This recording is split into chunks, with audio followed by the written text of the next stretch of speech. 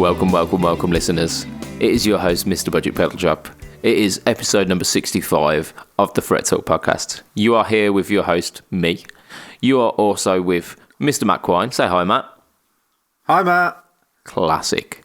And you are here with Mr. Ed and Tracy. Yo. Hello. Yo. It is literally, we are the dream team now. This is podcasting gold. You can almost guarantee it. But what you can also guarantee is the fact that at some point during the episode, I'm going to have to bleep something or like something. Cut entire sections. Yeah. So I don't know what you're talking about. Neither do the listeners. Well, they don't. Yeah, they don't get to hear what I cut out of this stuff. One day after we've decided that there's going to be no more, we're going to put all those bits that have been cut out as is the final podcast. Yeah. Yes. Yeah, it's literally going to be like mic drop and run. Just run as far away from the podcast as possible at that point. So deactivate Facebook. That's it, yeah. Go cold turkey on this social media thing. So guys, what have we been up to this week? We're going to start with you, Aaron, because you live an exciting life. So oh yeah, very. So what have you been up to this week?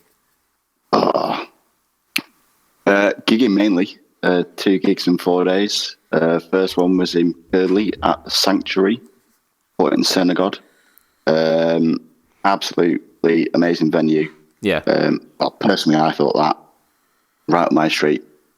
Kind of small, absolutely fucking crazy though to play.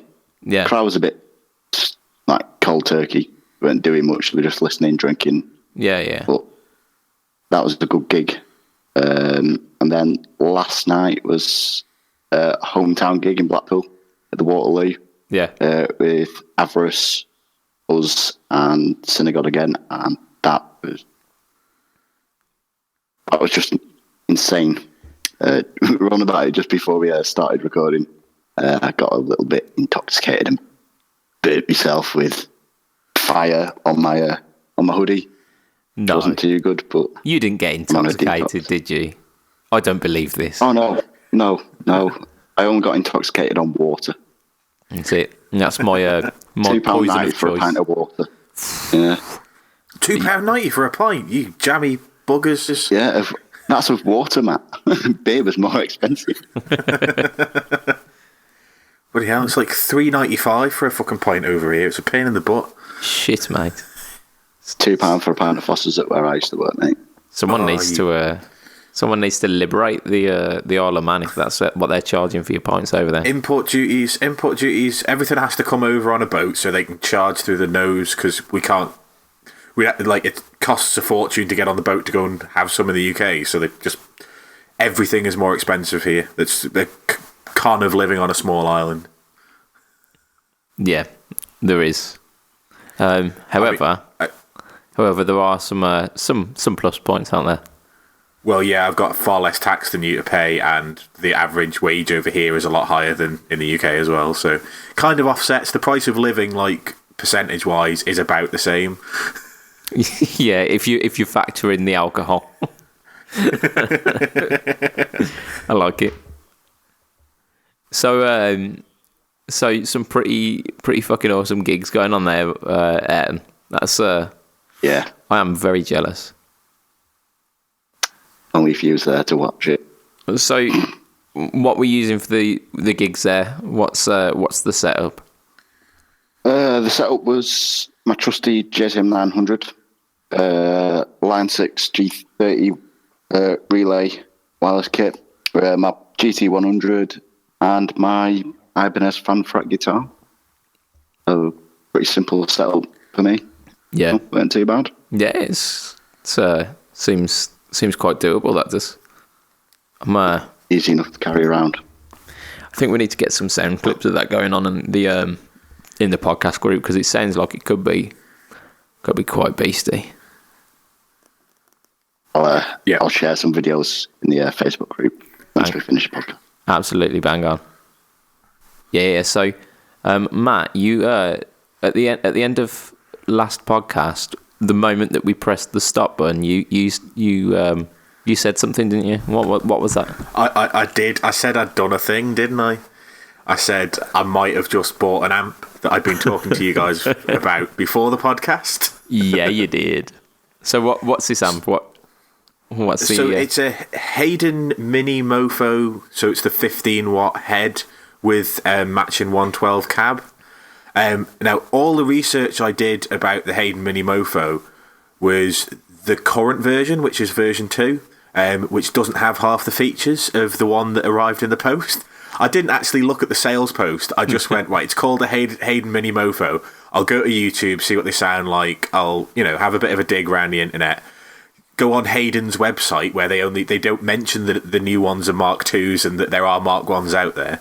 So did all this research, and then an amp arrived with extra features, and I got a little bit confused. I was like, the two inputs for UK and US are supposed to be on the 30 only. There's an FX in, which is a bit odd. There's no switchable down to 2 watts. It's switched down to 7. There's also a Mofo boost mode, which is supposed to only be on the 30. I got really confused and had to speak to Rye from our group, who was like, "Yeah, he's the Hayden chap, isn't he? Rye." Yeah. He was like, "Yeah, this is the version 1 stuff," and it's in a different style case. So the modern ones are Tolex, whereas the one I've got is like a metal chassis lunchbox case. They're pretty fucking sick amps as well, aren't they? Yeah, I mean, I knew going in that it was like a middling sort of Marshall, like not quite as high gain as your like JCM Marshalls, but it's sort of a gainy style amp, and Jesus Christ, the gain is to die for. And the Mofo is basically like a preamp boost, so it's just like adding extra preamp without much volume. It's just kind of giving everything a bit more sort of hair on the drive. Yeah, a little bit of sizzle on top of your. And like basically the best way I've dialed it in is to have the gain up quite high and then use your volume pots to get the clean sounds, because the clean sounds aren't the cleanest. It does have a US side. I've never liked US sounding amps. I don't like Fender amps that much. I don't like Mesa Boogie. I don't like any of that stuff. I tried the US side. It wasn't my thing. I'm sure for people out there who like that sound that it'll do a good enough, it well enough, but because I don't like that sound, I haven't really messed about with it. I've pretty much constantly been plugged into the UK side. It's a gaffer tape over the input. Well, I mean, on the UK side, I've just plugged into it my Cabernet and my SG, and it's mostly been my SG, and I've mostly been playing AC/DC licks. I'm loving it. Yeah, sound. Yeah, and it's just I kind of like. I did say this. I can't remember whether it was in the group but I want the band to drop anything that I need to play clean, so that I can just play this.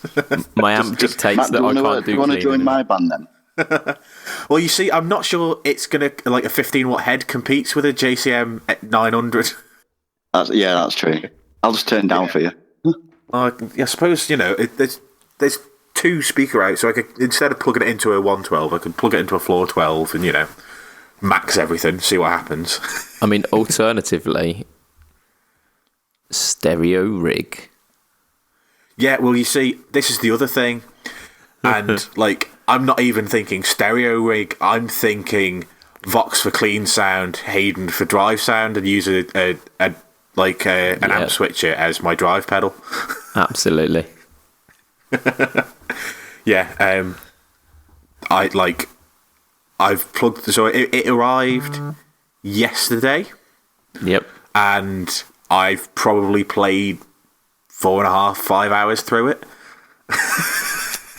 Right on. Because it's just it's basically taken up all my time since I took it out of the box.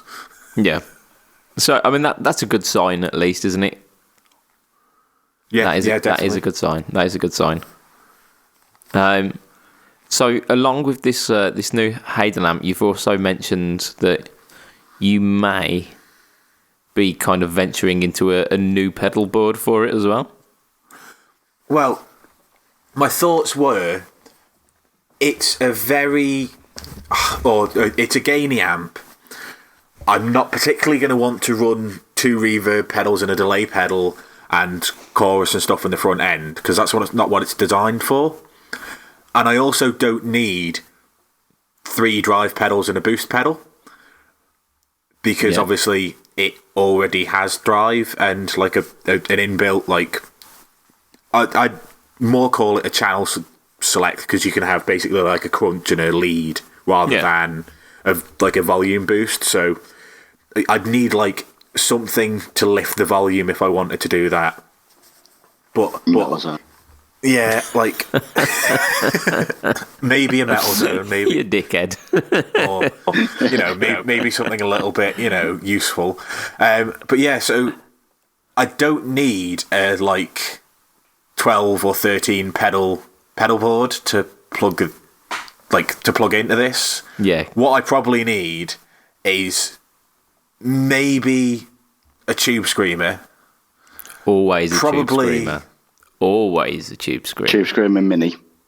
Probably a reverb, because I'd need it every now and again, and I could plug it into that effect in. I think I need to work out what that does, because it's not like a send and return, so I don't know whether that's It's just an in. well, it's just a jack socket with effects written above it. Nice. So I need to actually look up what that does. But I mean, either way, I'm going to need reverb at some point. So even if it has to go in the front end, it has to go in the front end. And then, I don't particularly need much else. Maybe a compressor, so that I can turn the drive sounds into almost like a distortion sound, get a bit of extra sustain and all that nonsense. And I don't really need much. And then you dropped a bloody interview on the bloody freaking podcast feed, didn't you? Yeah, I kept that one a little bit of a secret. And I was listening to this going, an underdrive would work really well with an amp that's like drive-y. And then I was flicking through the Facebook page and the Instagram whilst listening to the podcast. I'm like, he does 808 clones. He does different voiced ones. Hang on a minute, there's one here that says SRV copy. Oh yeah, the red one. Yeah. So, and then I was like, I quite like custom pedals. And then he was like, oh yeah, and I've started to look into matching it to people's favourite guitars, and I'm like, a Shoreline Gold, a Shoreline Gold underdrive one side and TS808 the other side. It's starting to sound to me like I need this pedal. And then... Yeah, it was like a magical planets aligning, weren't it? Just all of the...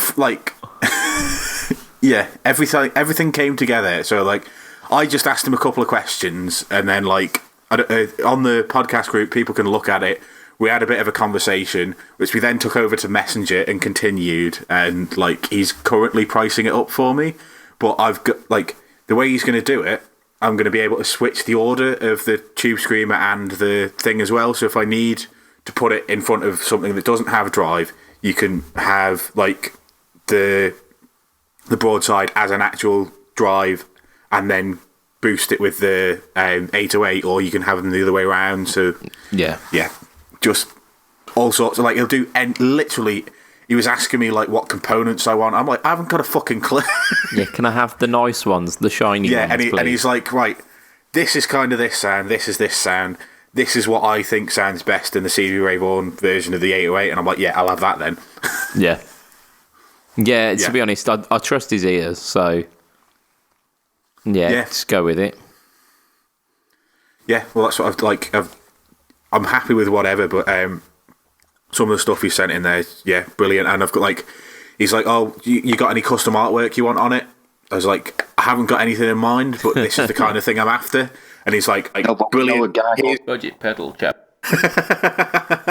That's it. You should have sent him a photo of the balls out fuzz and just be like, well, this is my usual kind of style. Yeah, I'm moving slightly away from that for this, but yeah.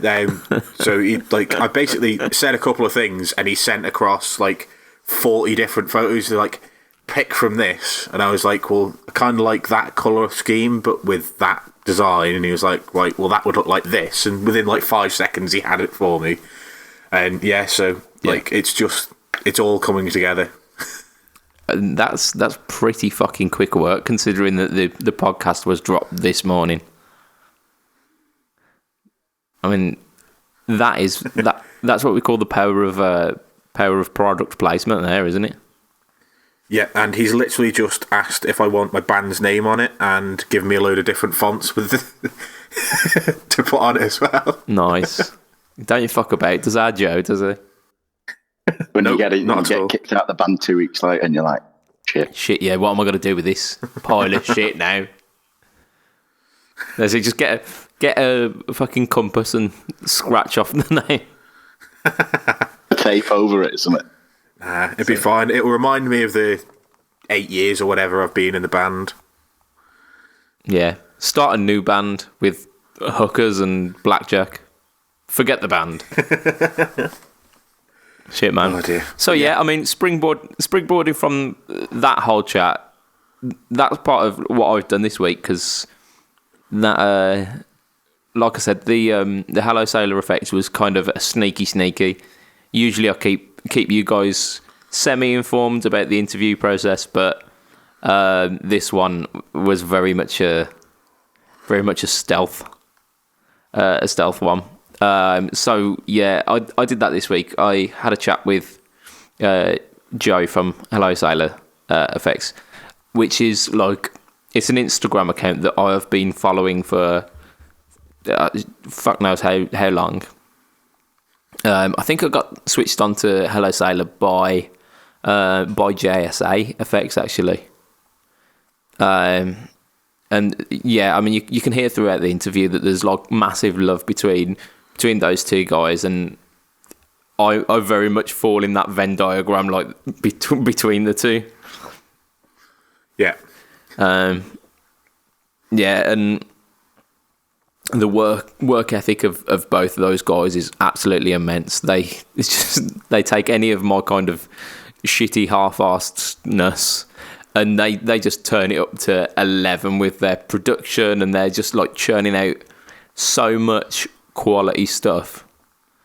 But yeah, I mean, the thing that's the kind of things that have drawn you to the Hello Sailor stuff, it translates really well to an Instagram account as well. Like the really vibrant color schemes, but also the aesthetic of the pedals being like really tied in with that kind of nautical theme, and the tattoos as well. Like, big fan of tattoo art, and it ticks loads of boxes for me.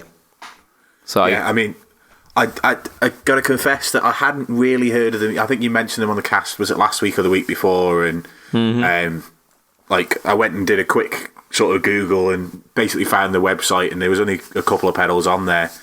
Yeah. But today, when I was flicking through the Instagram and the Facebook, just the amount of awesome designs that he's got on there, it's just incredible.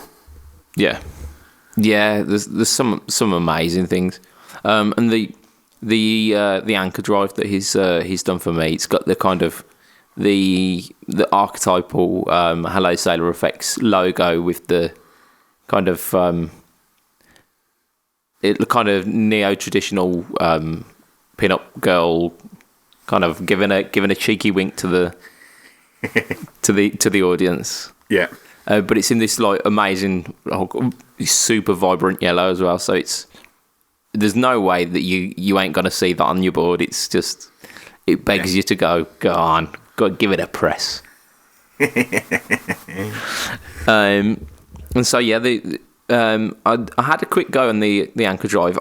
I was only intending to like plug it in to see if it worked, and then like about an hour later, I'd figured that I've found out that it works now. But it was one of those kind of, you just get lost in it, and you dial back the gain on it, and you get this like it's almost like a clarity enhancer.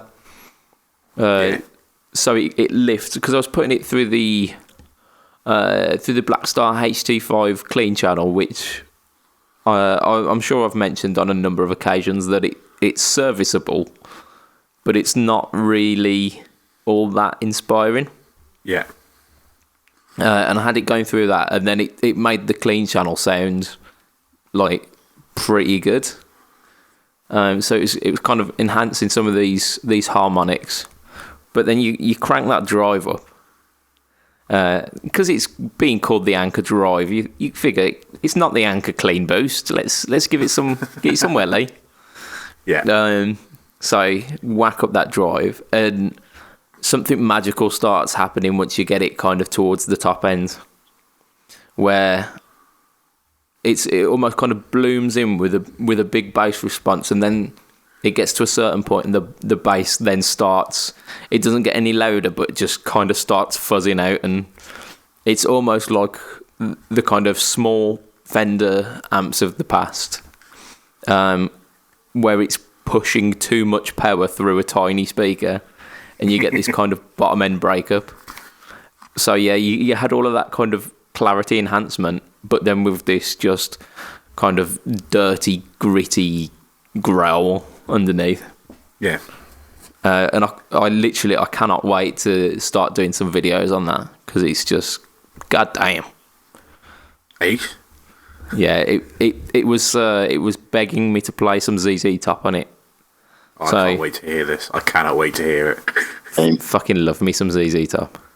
I wish I had a beard as good as our Billy Gibbons. I just wish I had a fucking beard. It'll happen, man. It will happen. Just hold on to the hope. The only way that I can get a beard, mate, is if I shave my pubes off and stick it on my chin. Oh, mate, Jackass, the first Jackass movie had that. Yeah. And it's equal. It might have been the first one or the second one, actually, but it's just equal parts, like absolutely laughing your ass off and heaving. Just. I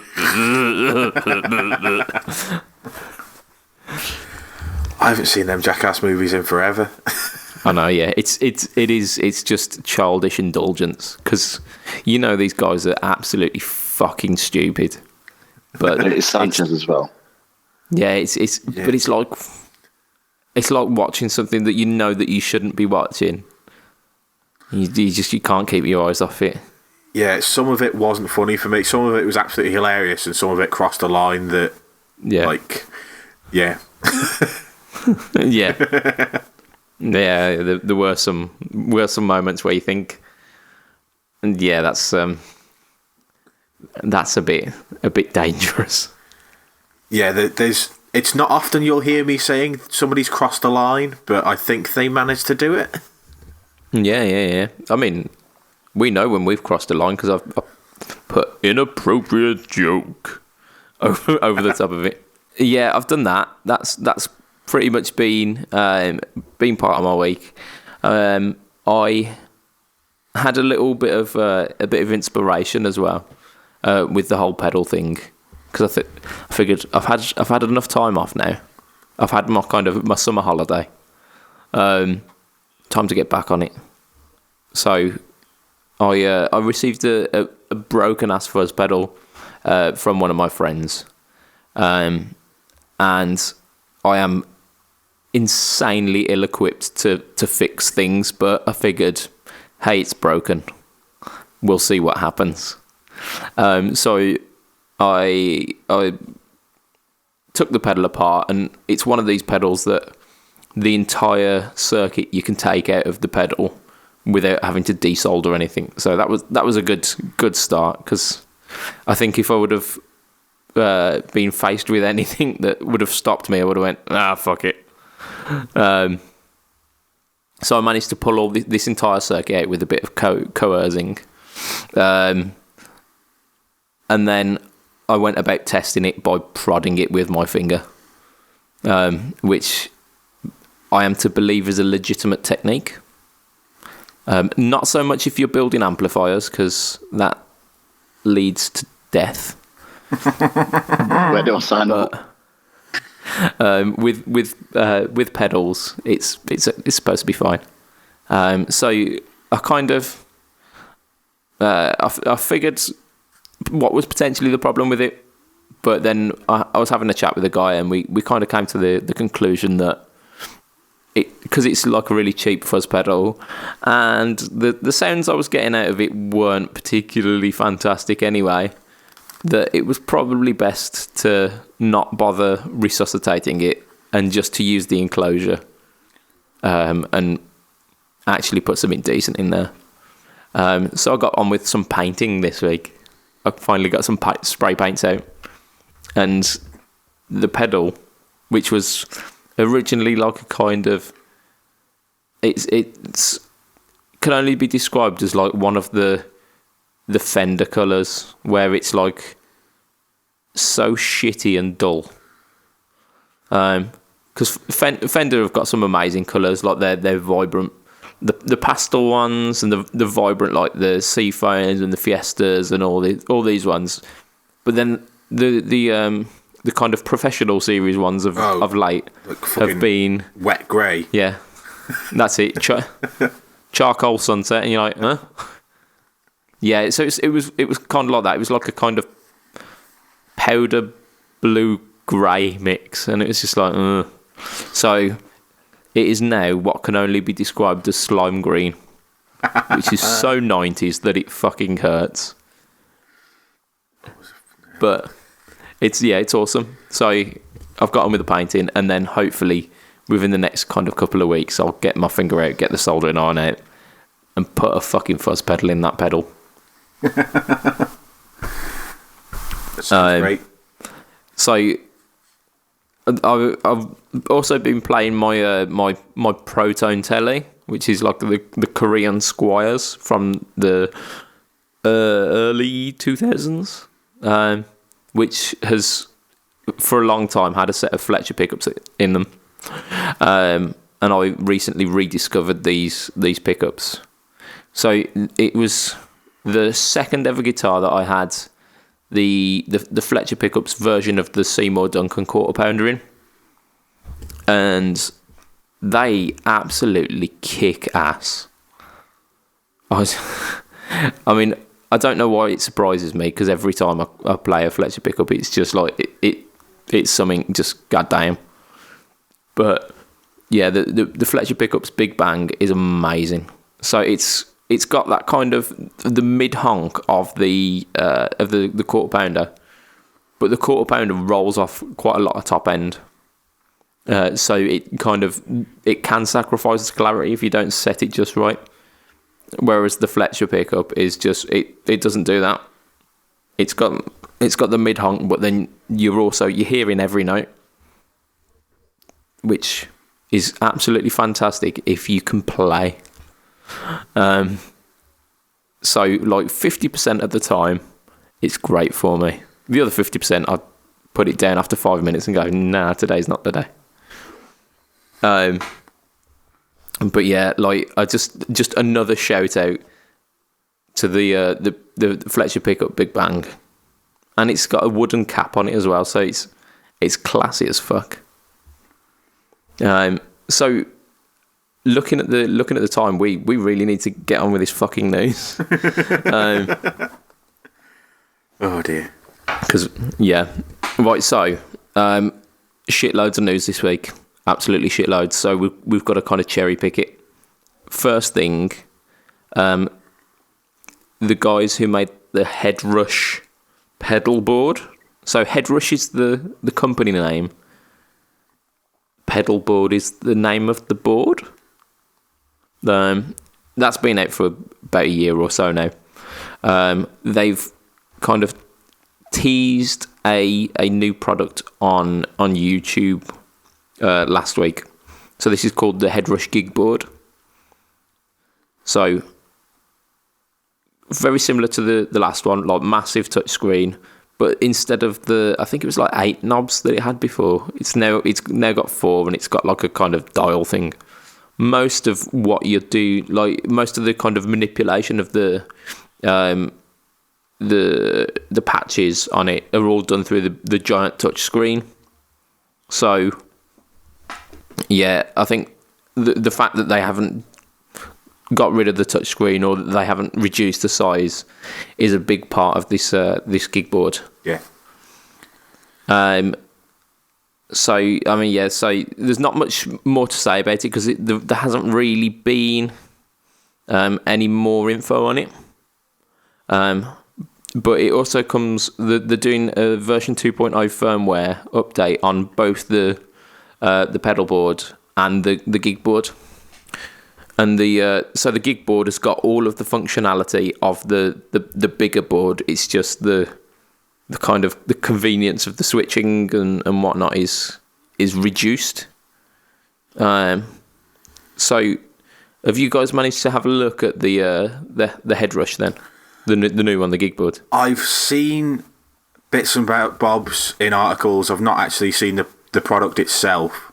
But it looks pretty much like it's this. If I'm right in saying it's this, pretty much the same brain, just with a couple of different features to the other one. Is that right? So you've got the expression in and less knobs. Less buttons potentially. Well, yeah. That's I didn't even know about the expression in, if I was honest. But yeah, sure. Why not? There's definitely an expression in on this one, and I think is it two less knobs or something, buttons to press. I can't remember. I thought they were 8, but yeah, okay. So somewhere between 2 or 4 less knobs. Maybe it's the other way around actually. So the kind of the nearest thing to this then is either the HXFX. Because I think they said it's coming in at about like $700. So the HXFX is what, somewhere in the kind of 400-ish region. Yeah. So you might even be looking at the LT. Yeah. As the next competitor for this one. Yeah, I mean, it looks like it's a very good sort of solution if that's your kind of thing. I think they're just trying to keep freshening up a bit so that people that had criticisms of the last one, like for instance, there's no expression in, they've catered to them. It's just trying to, cater to different sections of the market that are all looking at sort of these like one and done boards that 5 years ago you'd have said they'll never ever be a good one, and now sort of these two are obviously Helix and Headrush seem to be leading the way in this. Absolutely, I think it's been a massive turnaround on that, hasn't it? Because it's almost like it's somewhere between like the rack units of like the 11 system and the Kemper, which is kind of more like a kind of amp rather than a floorboard solution. So it's kind of somewhere between that and the kind of the all-in-one solutions of like the GT 100 and those kind of things, like the floor pods as well. So yeah, it seems like they've really upped the game. And like you said, I think the Headrush gig board caters for a different market, definitely than the HXFX, because the HXFX is very much like a kind of a pedal board solution where it will integrate into your current pedal board. That's why both me and you have been looking at it with our cards. No. Feel like a chastised pet dog there. I need to not. I just need to not. But I mean, we've both been looking at it, kind of rubbing our wallets, just thinking, "You saucy bastard! Yeah, get here!" Yeah. Whereas the gig board it's much more of an all-encompassing thing. And if I remember rightly from the pedal board when we were talking about it last time, there's a mode on that called setlist mode, where you can basically like preset your patches so that it runs through it like your set list of tones. So that's, if that were the case, that would be pretty great for someone who was doing like a functions band or something like that, where like you preset all of your set list, and then it's literally like, okay, press a button, I'm on to the next bank. Yeah, you see, this is and so on this and is so on. why we just shouldn't do this podcast. Because like, That's it. That sounds ideal, doesn't it? You set up your sound for every single song, you keep it in a database, and then just switch the order around when the band switches the order of the songs. No, that's just, it. Ugh. It sounds a lot easier than like a complicated switching system where you've got three drive pedals and. Yeah, I could just like sell all my amps, sell all my pedals, and just have one of these. Yeah. And sell all the rest of the guitars, just have the Variacs, and then I've shit. I mean, it would be the ideal solution for just all kind of function situations, wouldn't it? Yeah. And like we said, like 90% of your audience would be happy if you turned up with a fucking Squire Strat and a Line 6 Spider. So you'd be fine. And listening to some of the sounds that they were demoing on the very vague YouTube teaser, they sounded good. They did sound good. Yeah. And I've heard a couple of people talk about them on other podcasts that have actually played them, and they all say, like, it's as good as the Helix. And I know people that I trust that like the sounds from the Helix. Yeah. I've yet to try one, and I think that's probably a good thing for my wallet. Yeah, same. Yeah. So, kind of snap decision, Headrush, Gigboard, or HX Effects, what we're saying? This Headrush gig rig, the Headrush gig board, but that would be if I sold the rest of my gear. If I could keep the rest of my gear, I'd get the HX Effects. Yeah, I think I'm exactly the same. I think I could make the Headrush work for me, but with what I've got now, I could incorporate. I mean, the fact that I could use the HX Effect with a TC Mojo is the ideal. Whereas the Headrush, I'd need to get their version of the Mojo, which would probably be called like the Austin Powers Drive or something, and it just wouldn't quite be the same. So, yeah.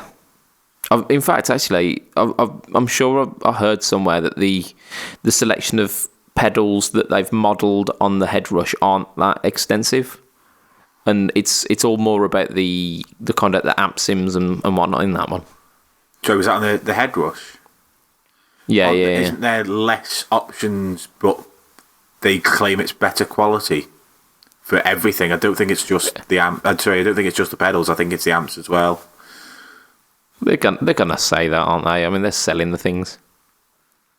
I don't know. I'd need to try them. I need to try them out. I think from what I've heard, I'd probably be more at home with the Helix software than I am with the Headrush stuff. Yeah. But yeah, cool. We've got more stuff that we need to talk about, and I was really tempted to kind of skip over some of the stuff because we're running out of time. So there was a pedal board company, a pedal board solution that I mentioned when I went to the Birmingham Guitar Show.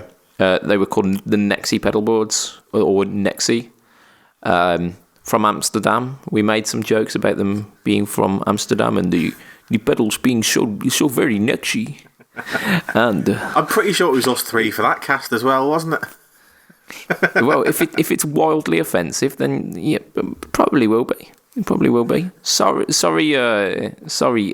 Dutch I'm so sorry, but the Nexi so sexy. I'll stop. Honestly, I will. It might not even make the full cut, to be honest. So Nexi, they are making waves in the world of guitar. So they have recently I believe they've signed a deal with Orianthi of Orianthi fame, of like the only Australian guitarist you pretty much may have heard of, and female guitarist for that as well, like flying the flag for Sorry, I don't know whether you heard that, but did you just say she's the only Australian guitarist you've ever heard of, Angus Young? I mean, come on, he's not really Australian. I'm on about like within the last kind of 20 years. I'm sorry, is Angus Young dead and I just didn't know?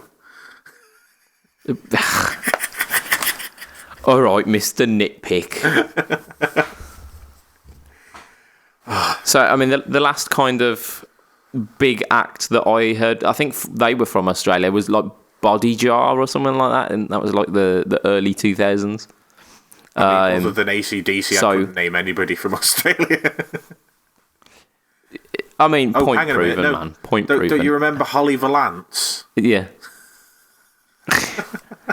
I have some fond memories of Holly Valance. What she was of Australian. I believe she still is. Possibly. I don't know. I've not heard from her in about 10 years. Doesn't wear off. Yeah. Kylie Minogue, have you heard of her? Kylie Minogue. Yeah, Minogue, yes. Yeah, I think she had a sister as well, didn't she? Was it Daniel Minogue? God only knows how I missed her. And on the palm of her hand was a blister. Potentially. It's nothing to do with me, mate. It's nothing to do with me. So I feel like we've derailed this train a little bit. So, Orianthi, the only female guitarist within the past 20 years you will have heard of from Australia, potentially.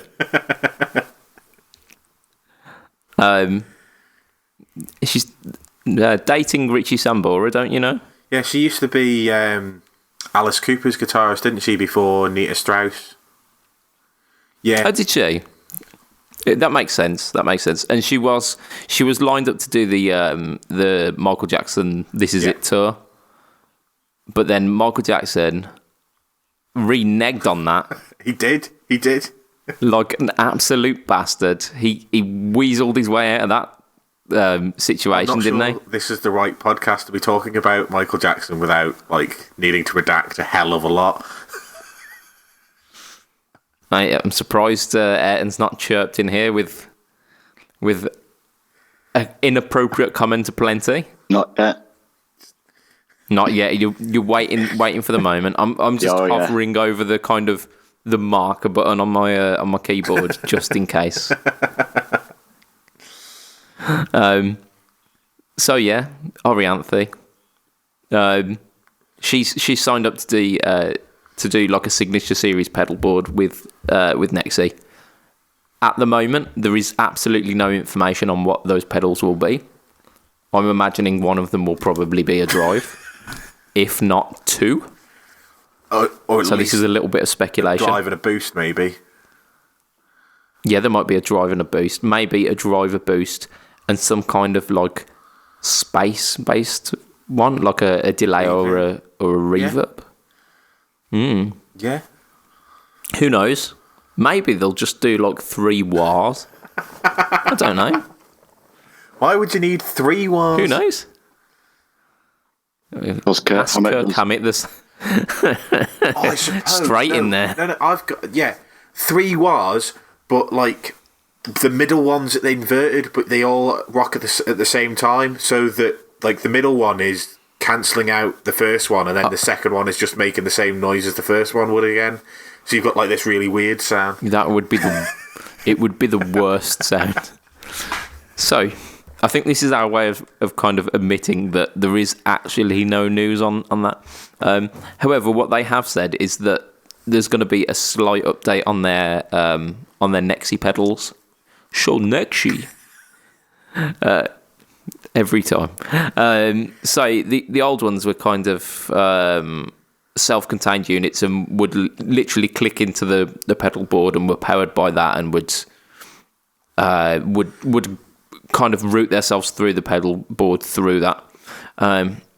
However, seeing that they then are only useful if you've got a Nexi pedal board, they've decided that the next range of Nexi pedals have got what we call a hybrid version, where they've got 9-volt adapter in, they've got the ability for batteries, and they've got jack inputs, so you can use them exclusively with the pedal board or outside of the pedal board as well. So if you've got like an awesome Nexi Orianthi drive, but you don't really want to use it with the Nexi pedal board, or you've got your Nexi pedal board for certain gigs, but you just want to go out and do a quick gig and you just want your favourite Orianthi style 3 signature wahs, then you can use those with a quote unquote normal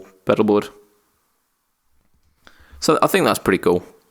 I think they're doing good things with that.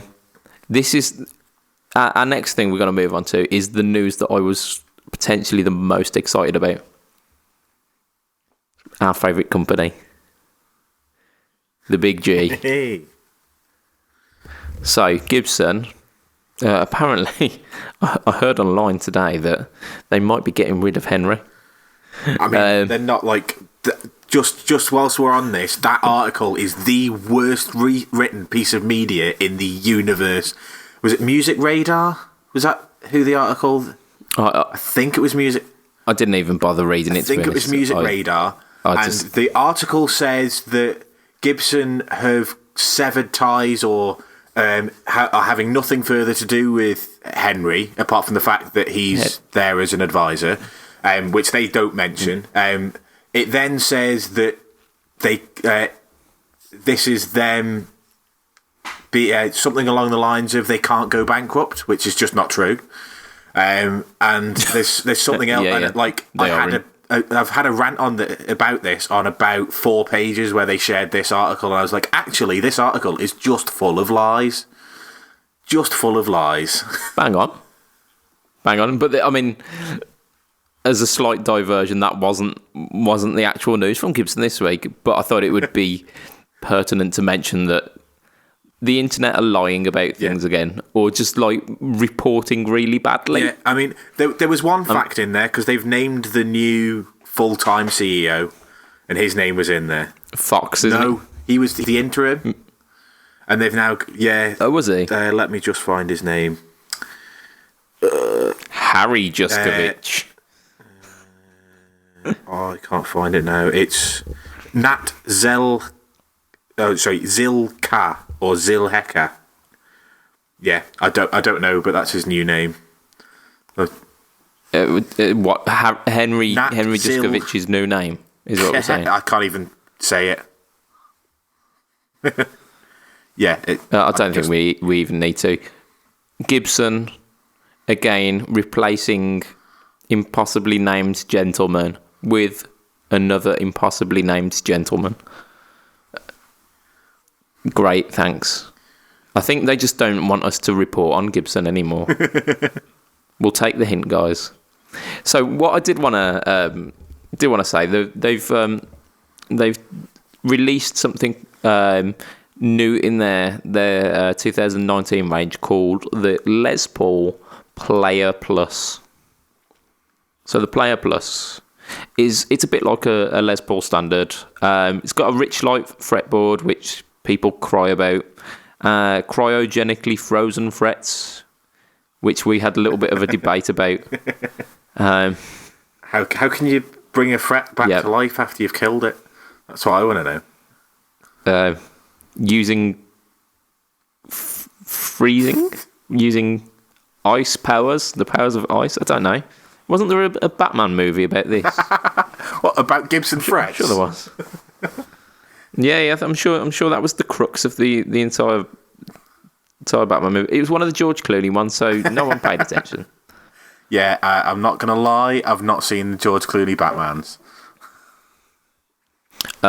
You are one of the lucky ones, man. You are one of the lucky ones. So rich light fretboard, cryogenically frozen frets. So kind of modern accoutrements. They say the rich lights just to get around the CITES debacle.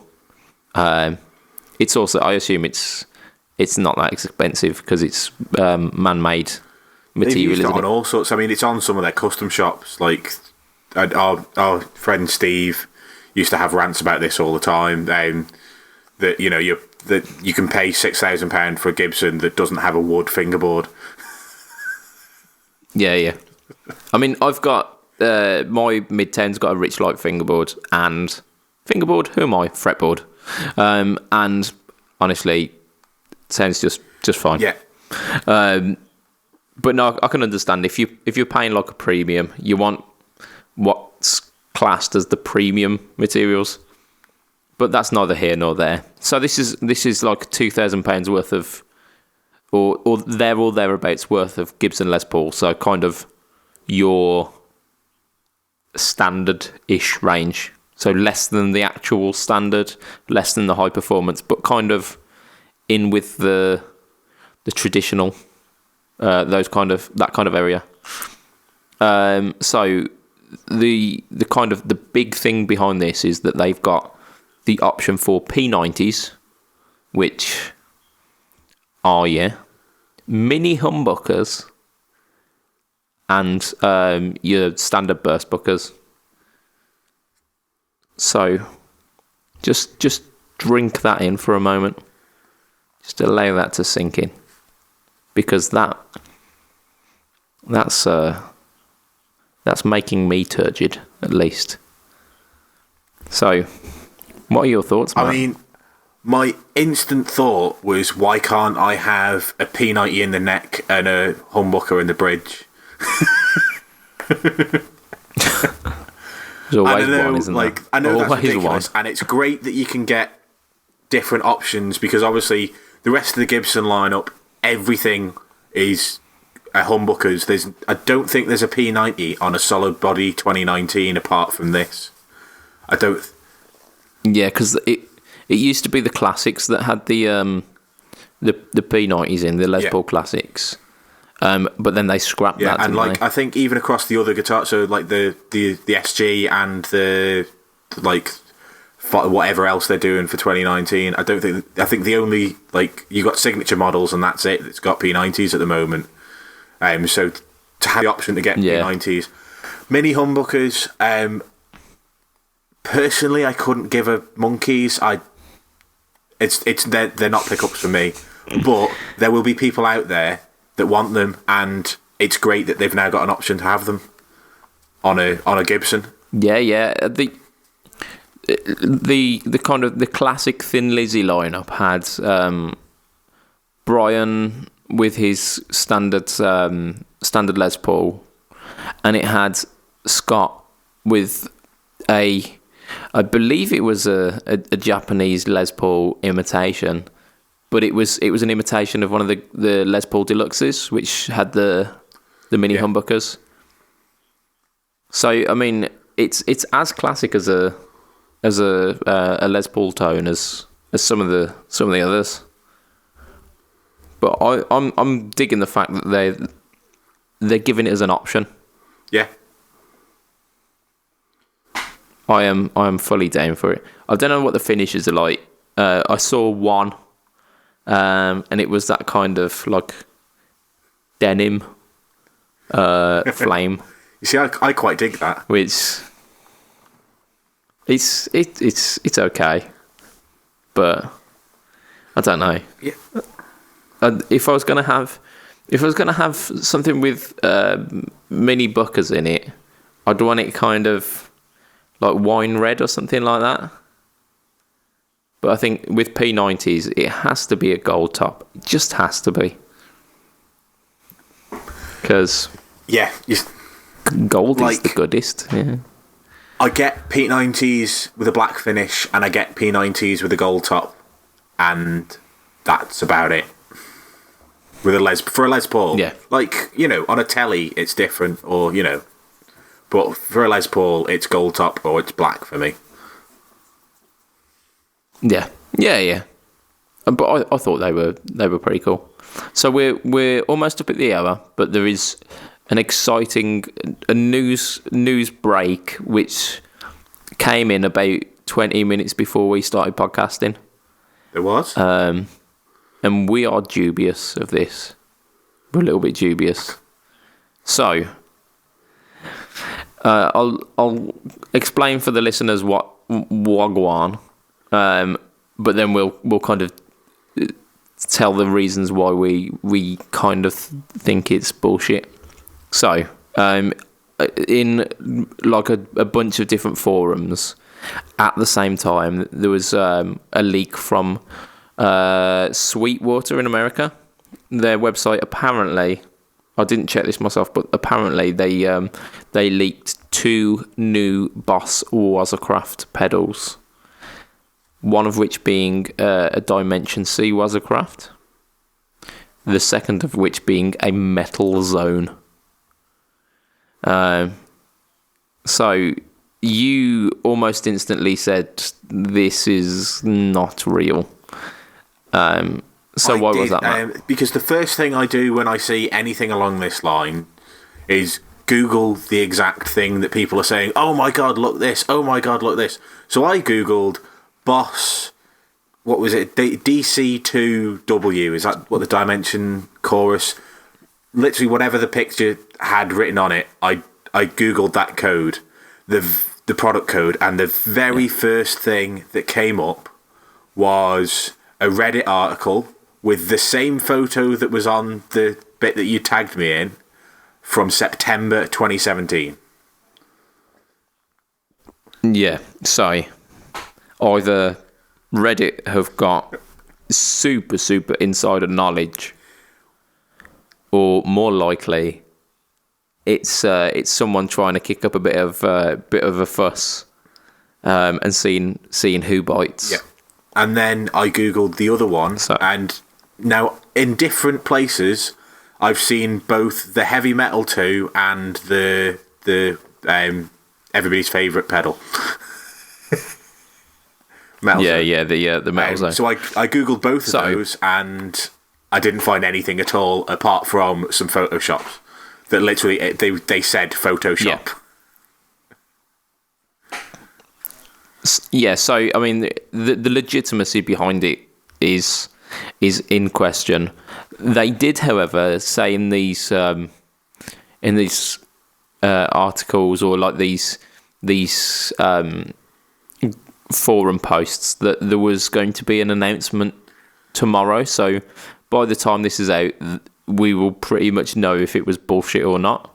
Yeah, and that's the only thing that makes me think maybe I'm wrong, and maybe it's just a coincidence that somebody teased this 13 months ago. But I mean, the tease that I saw for the Dimension Chorus, I'm pretty sure that was around the time that the TC Third Dimension came out. Yeah. I mean, it. So from that, it's slightly believable that the fact that TC have bought out the Third Dimension and people have gone absolutely apeshit for it. Yeah. And then Boss thinking, we're going to get ourselves a slice of this pie. And the fact that the Metal Zone, like, especially over the past year or so, the tide has almost been turning on it, where people have turned it from being the absolute butt of everyone's joke to now people kind of sticking up for it and saying, actually, no, it's got some legitimate uses. Obviously, don't just whack the gain up and cut all the mids, because that will sound like a box of ass. But if you use it as a preamp, it's legit. Or if you're using it for tonal shaping, it's got one of the most powerful EQs out there. So people are coming to the defense of the Metal Zone, and on the wave of that, it kind of makes sense that Boss are updating it and doing a Wazacraft version. it's not for me, and I don't understand it at all. The third dimension, especially, the dimension chorus, especially, like, who wants an uncontrollable chorus pedal? Yeah, you've got 4 buttons and then like something like 16 different combinations or something. Yeah. I don't know. It potentially, if the settings are good, then you don't necessarily need unlimited tonal shaping with it. But yeah, I mean, it's more kind of scratching the itch, isn't it? Because the dimension chorus, or the dimension C, or the space dimension, were this kind of enigmatic thing which didn't get any recognition really when it came out, and then it's gathered a bit of a cult following since. And TC very much, and they've done. It's not just the dimension that they've done it with. They've done it with the slow gear as well. They've ridden the wave of some of these cult classics, and it weren't the digital metalizer, was it? The heavy metal, the Swedish death metal in a in a pedal. Yeah. They I think, what was it called? The something. I don't know. It's something to do with iMaster. I can't remember. Their iMaster drive pays a homage to the heavy metal. So I don't know. It seems a little bit out of sorts for Boss to follow the trend, because they really don't, do they? They do what the fuck they want, rather than listening to the trends and the kind of the cult resurgences of old stuff. They're really about just facing forward with it all. So I don't know. I don't know whether to trust it. However, I think if they are going to make a Wazacraft Metal Zone, absolute, my hat is off to you, Boss. That's a ballsy move. Even though it might not be my thing, it's ballsy. Yeah, it is, and like, I bet you it'll be a financially sound move, because the amount of people that like that talk about the Metal Zone, like we mentioned 2 or 3 weeks ago, is like a pedal that non-guitarists have heard of, which is almost unheard of. And I think like that means that every single guitarist has heard of it, and to have a Wazacraft version, there'll be people out there saying that it's the best high gain pedal, regardless of whether it is or it isn't. Yeah. And you'll get people buying it just to see what they've changed with the Wazacraft mode, because it's one of the biggest selling Boss pedals. So there's no reason why the Wazacraft one can't get on that train. So here's the question, kind of to wrap us up for today. If you were Boss, what would be kind of the top of your list? Maybe like top 2 or top 3 pedals that you would take from the Boss catalogue, and what would you give the Wazacraft treatment to? RE20W. Okay. RE20W. That's what I'd do. That'd be an interesting one, because I mean they haven't done one of the, because that's a dual pedal as well, isn't it? It's one of those like dual foot switches. Yeah, it's like I don't know whether they touted it as reverb delay, but I think it, like, one side was reverb, one side was delay. It's a pedal that has a cult following, so I think if you did a Wazacraft version, I think they need to do something that's got the cult following, something like that, something like the OS2 or whatever is it SD2, the yellow drive pedal that everyone goes nuts for. Yeah, sure. Yeah, I think they need to do something that's got a cult following like one of those, and I think the RE20 is It's just the thing I'd want because I like reverb and I like. Yep. I like, as much as I hate to say it, I've started to like delay as well and like to have them both in the same pedal, but Wazacraft versions. My job here is done. So, I mean, not being the biggest Boss fan ever. I mean, my mind has actually been changed as of late, really, like the last kind of 6 months or so. I would say, the SD one, but that's already been done. Yeah, okay, then the Blues Driver, no, that's already been done. The DS one, I think that's a glaring omission from the Wazacraft lineup, because the DS one is almost as ubiquitous as the other two. And wouldn't it be awesome to have like a DS1 that was just awesome? Yeah. So I think I'd go for that one, and then potentially one of those the Fender Spring Reverb FRV7. Was it? Yeah, something like that. So yeah, that'd be a bit awesome, wouldn't it? Or one of the Bassman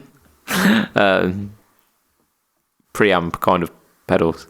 Can't remember what that one was, but yeah. Oh, what was that called?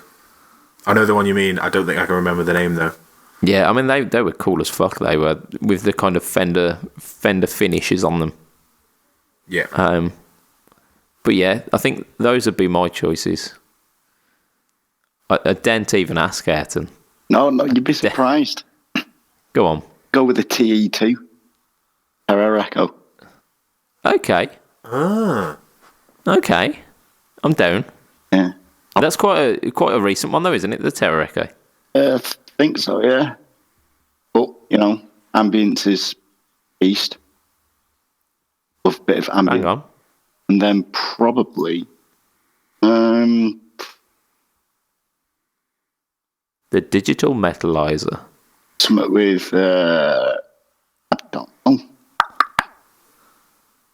Maybe the MD500. I wazzer that up. What's the MD500? Sorry, the modulation. Yeah, the modulation thing. I think that's already pimped to fuck though, that isn't it? So, but yeah, if they could wazzer that up, maybe just like have a turbocharger on it that doesn't really serve a function. Yeah, but just whirs occasionally and makes that kind of air dumping sound of. That'd be nice. So it was like a Boy Racers MD500 with neon under lights as well. Yes. So I think that's where we're going to wrap it for this week, on speculation and kind of quiet excitement. I am really hoping that it is they've pulled the blinder here and have done like a little switcheroo, and that they're bringing out the DS1 Wazacraft. I really hope it's like boss trolling a little bit. That'd be fucking epic. But yeah, so we're going to wrap it this week. So find us online. You go Facebook groups. It's Facebook groups Fret Talk Podcast. That's where you find us, guys. You can have a chat with us. You can get your topics sent in, and you can also have a chat with some of the guys that we've done interviews with as well. Like Matt was saying earlier, he pretty much straight after listening to the most recent interview got in the chat and then ordered himself a pedal through Joe from Hello Sailor. Yeah, oops. So yeah, I've just paid a deposit on that. Banging. It's 2 weeks in a row that this podcast has freaking ruined me. Yes. If you want to catch me online, it's facebook.com/budgetpedalchap, instagram.com/budgetpedalchap, YouTube Budget Pedal Chap. Instagram's really rolling along again now. YouTube things are gonna come. It's happening. Just keep watching. If you want to find Matt online, he's part of the Bad Bookers podcast. He does yet another podcast. He's a man titan, and this is about wrestling. doing the Rassles. And that's a weekly podcast which comes out on a day which is not Monday.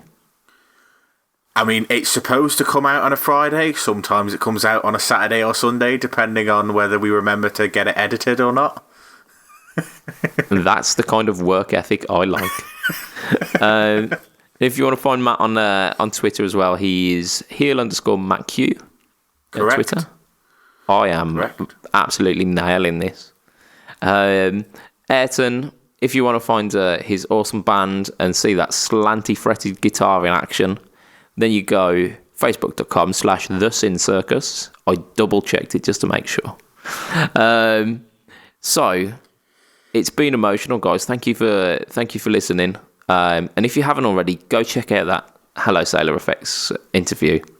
It's awesome. Go check out the other ones as well. The JSA, we've got Tate Effects, we've got Adrian Thorpe, banging. Pedalboards of Doom. We've got guitars. Oh, Bolt as well, yeah. And then another if you one go that back, frickin' got me.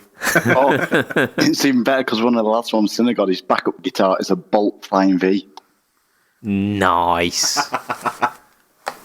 Bang on. And if you go back in the archive as well, we've got the China Guitar Skeptic, who's he's been doing some recent updates on his channel as well, actually.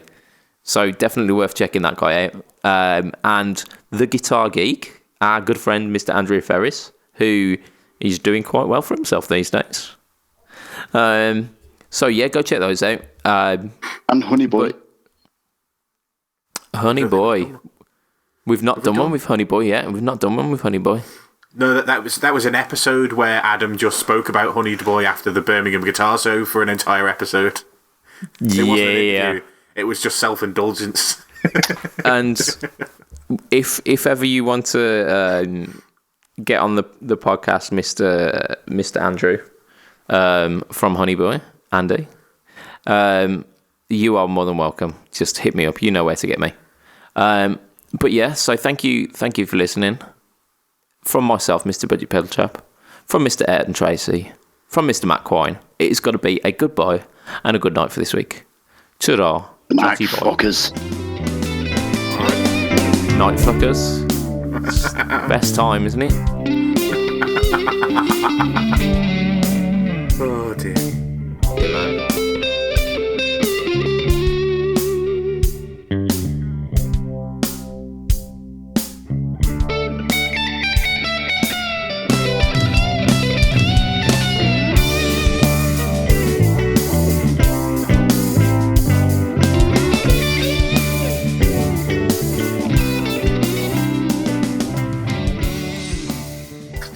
I want to detox after last night. Fair play, man. Why was it? I went through. It was a fucking messy night. Ended up with somehow burning a hole in one of my hoodie pockets, and it's gone all the way through. It's about 3 inches in diameter. Shit, man. Set yourself on fire, did you? Practically, yeah. I didn't realise until 15 minutes after when I was in the pub. I was like, "Can you smell something burning?" And it was me. Yeah, they're like, people in the pub like dousing me out. Is that not your leg, mate? You're like, oh yeah. Actually, come to think of it, that really fucking hurts.